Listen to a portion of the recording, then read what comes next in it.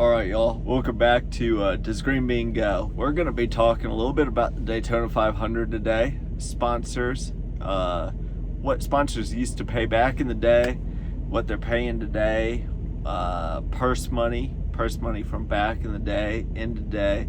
Because honestly, with the lawsuit and stuff, everybody else is covering that pretty well. But let's kind of get down to the nitty gritty on why the beef with NASCAR and the teams, and honestly, you might be able to see it with these numbers, but let you be the judge of that. So we'll just start off with purse money.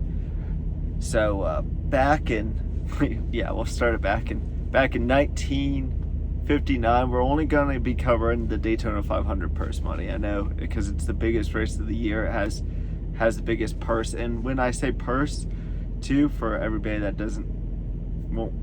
maybe they don't watch NASCAR, they don't understand it. A quick breakdown here is back in 1995, the purse money was $53,000 and $53,050.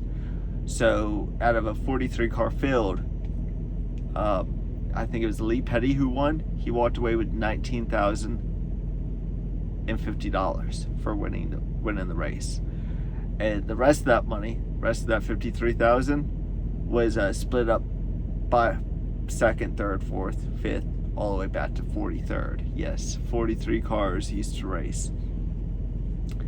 So it might have been more back then, honestly. That's a good one for me to Google now. Damn. Alright, well, I'm going to carry on. I'm not going to edit because I don't really like to edit. So we'll just move on.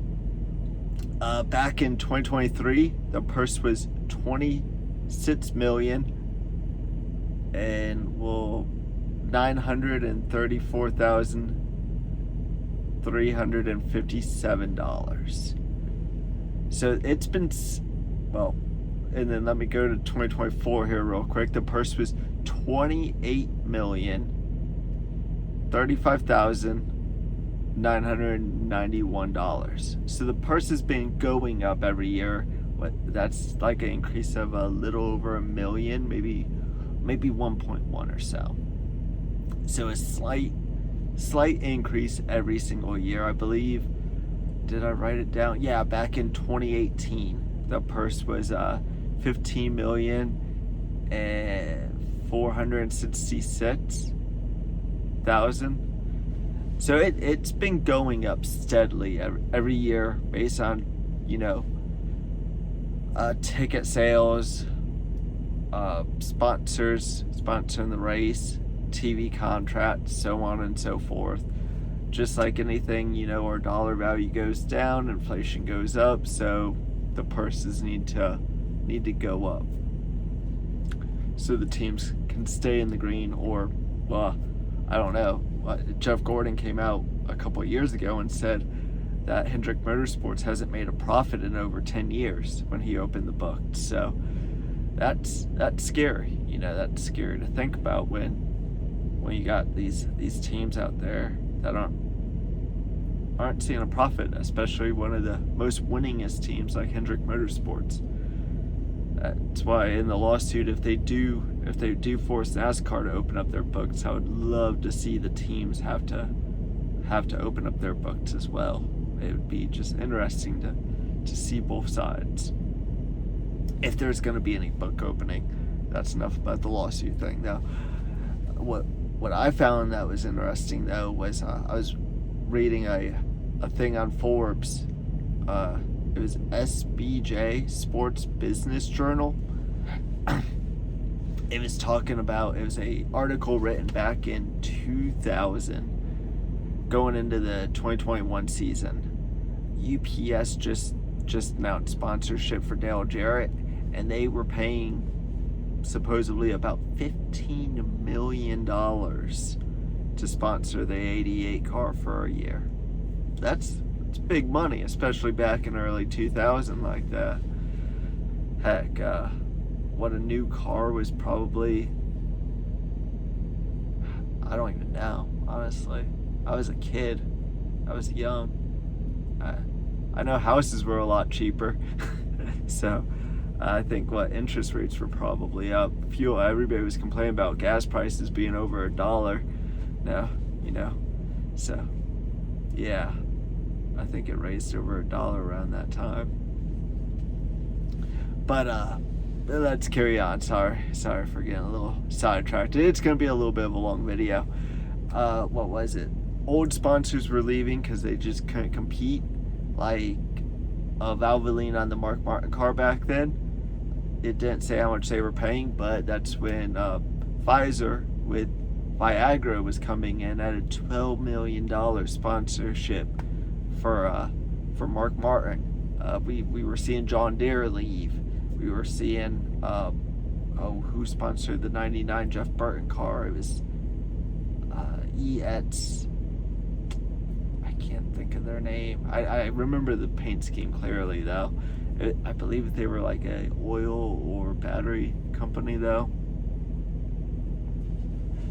Wish they were still around to sponsor. I would know who they be able to pronounce it. But we were seeing the top 500 companies were coming into NASCAR, and they were dropping loads of money.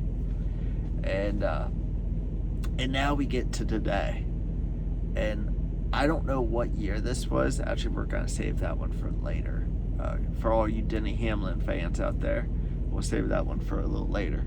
But for instance, I read that Ally for the 48 car, they're sponsoring roughly, don't quote me on it though, about $15 million today. So 24 years ago, and today's sponsorship,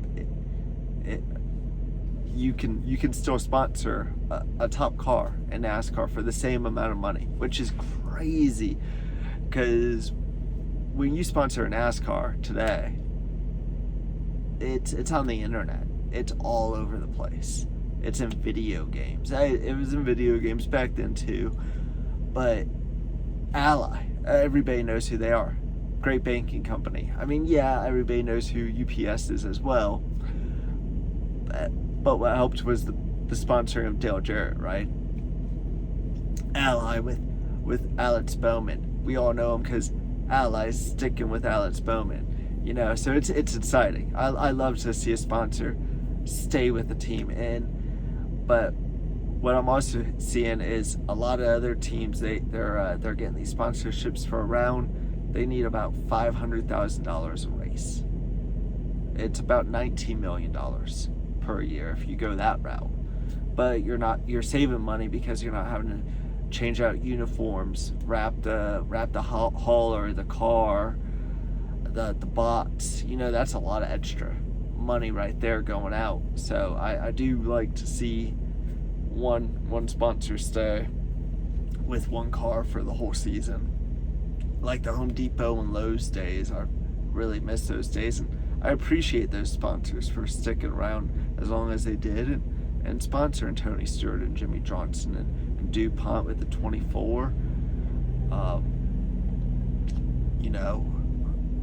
We had some great ones, and we still have great ones, but I would like to see them stick and build a relationship similar to FedEx. We'll get to the wrap here. FedEx, it didn't tell me a year, but they were sponsoring Denny for about $12 million. From, I can't remember what article it was, but it was a kind of a little bit of a, I don't know. Somebody wrote something and I read it. It's the internet. What can I tell you? So I don't know how true it is, but $12 million. It reads kind of like it was probably back in 2016-ish, 2017. But it was kind of going over FedEx and their longtime sponsoring NASCAR, supposedly from back in 1971. Long ways there. But jump forward to I was reading a article on NBC Sports about how FedEx back in 2019, I believe is when the article is written. Hang on. Yeah, May 16th, 2019. The article was written. It's published. Why FedEx says a NASCAR sponsorship is worth $1 billion. And I agree. I don't know if you fans agree, but I agree. I think NASCAR sponsorships are they're getting a lot for their money. They're automatically on Facebook, Instagram, X, all over, plastered over the internet. Not only do you have the hauler running all across the country,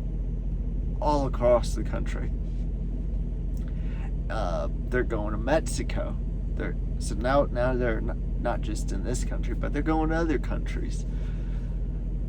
All over, so everybody knows who FedEx is now. And it's just darn shame. Hate to see him go. Especially it's the market we're in, though. It's hard times for everyone. And I don't know if the lawsuit's gonna fix all of this. Because if you invest $15 million back in 2020 or 2000, I'm sorry, and it gains about 7 to 10%, let's say 10% a year, that's $1.5 million a year. That means you're looking at around $50 to $51 million is what a sponsorship is probably actually valued at today. Just inflation aspect. And we're not seeing that at all. We're 2016. If the $12 million on FedEx was right, that's as much as Viagra was spending on the number 6 car back in 2001.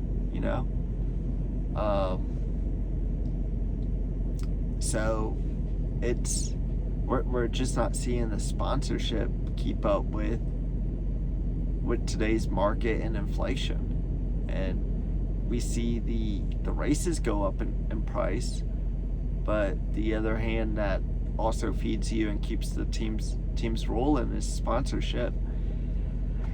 And I think that's kind of where we're at with the whole lawsuit thing. Is NASCAR's after sponsorship, teams are also after sponsorship, and it's we don't have Winston anymore. We don't have Sprint anymore. When they decided to go after anybody and everybody just like a team, we're really seeing it to where the purses need to go up tremendously, I think, to help, or because I don't think you're going to bring the cost down to bring these cars to the track. Especially that I didn't look at was the cost, because I believe they lease these cars now. I don't think the teams own the cars. I believe they're leased through NASCAR. Yeah, that's if I'm reading that right. So you could bring the lease down of the cars, right? NASCAR could be like, hey, charter teams get to lease them cheaper, right? Or something like that. But I think they're still buying the parts. All I know is they can't race them anywhere else, supposedly. I don't know. Funny thing that's going on here. But just a little,